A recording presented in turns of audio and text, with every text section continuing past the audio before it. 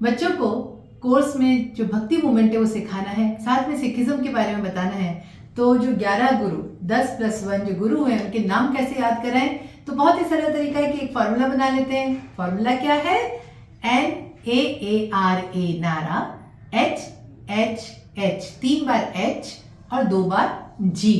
अब इनसे नाम क्या बने? NAARA तो गुरु नानक देव जी, गुरु अंगद देव जी, गुरु अमरदास जी, और R से हैं गुरु रामदास जी। फिर A से गुरु अर्जुन देव जी नारा।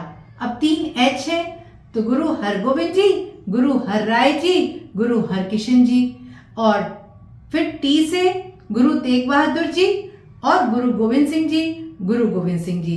तो NAARA 3 बार HTGG। तो ये अपने फॉर्मूला से बच्चों को नाम याद हो जाते हैं, उनको पता पड़ जाता है कि 10 तो जीवित गुरु रहे और 11वें गुरु हो गए गुरु ग्रंथ साहिब। इसी के साथ हमें बताना रहेगा कि कौन से गुरु किस एज में गुरु बने थे। तो गुरु नानक देव जी जैसे 40वें वर्ष में और 69 वर्ष की आयु में उनकी डेथ हो गई थी, तो पूरा 29 साल तक वो गुरु रहे। गुरु अंगद देव जी 35 साल की उम्र में गुरु बने थे, 48 साल की उम्र में उनकी डेथ हो गई। तो उन्होंने 13 साल तक सब लोगों को दिशा दी। गुरु अमरदास जी की 73 साल की उम्र के अंदर गुरु बने, 95 वर्ष की उनकी आयु हुई और 22 वर्ष तक उन्होंने सबका पथ प्रदर्शन किया गुरु बनकर। इसी तरह से गुरु रामदास जी जो कि 40 वर्ष की आयु में गुरु बने, 6 वर्ष तक उन्होंने सबको दिशा दिखाई, गुरु बने रहे और 46 वर्ष की आयु में उनकी डेथ हुई।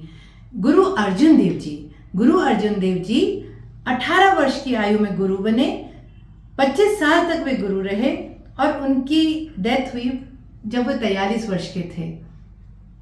गुरु हरगोविंद जी वे गुरु बने थे 11 वर्ष की आयु में, 37 वर्ष तक उन्होंने सबका मार्गदर्शन किया और 48 वर्ष की आयु में उनकी डेथ हो गई।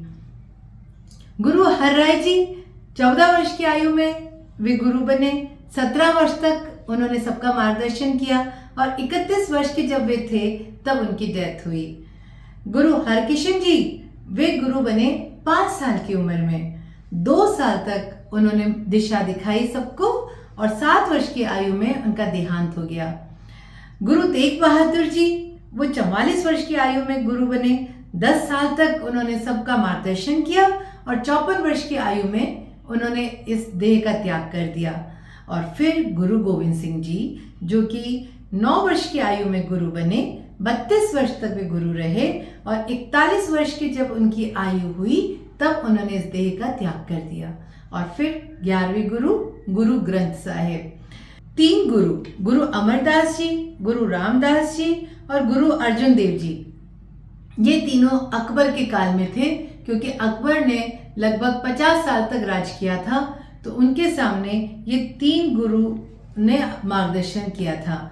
इसी तरह से औरंगजेब जो कि 49 वर्ष तक शासक रहा, उसके काल में गुरु हरकिशन जी थे, गुरु तेग बहादुर जी और गुरु गोविंद सिंह जी रहे। तो उसी वक्त जब मुगल्स का जब काल चल रहा था, तो अब सिख गुरुओं ने किस तरह से इतना त्याग किया, अपने पूरे परिवार का सेक्रीफाइस किया।